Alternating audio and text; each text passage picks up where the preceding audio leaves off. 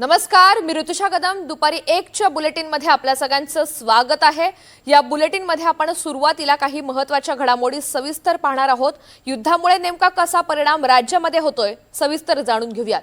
आखाती युद्धामुळे आता वाशिमच्या टरबूज उत्पादकांना फटका बसलाय.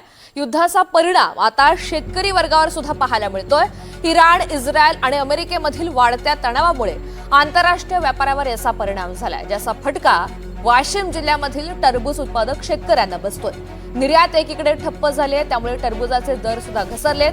व्यापारी माल खरेदीसाठी पुढे येत नाहीयेत, त्यामुळे अनेक शेतकऱ्यांचा शेतमाल 6 रुपये किलो दरानं विक्री करावा लागतोय. तर दुसरीकडे काही शेतमाल हा शेतातच पडून असल्याचं चित्र आहे. दुहेरी बाजूनं शेतकऱ्यांना हा फटका सहन करावा लागतोय.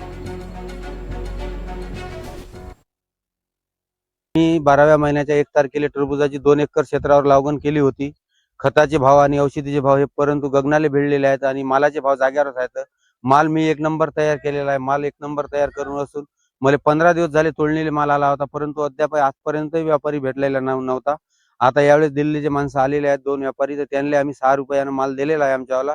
आता किती घाटा होईल आणि किती नफा होईल हे आता आमचा सगळा माल तोडल्यावरच कळेल आम्हाला. तिथपर्यंत काही कळणार नाही आहे. पण या भावातनी हे टरबूजाची शेती परवडत नाही आहे.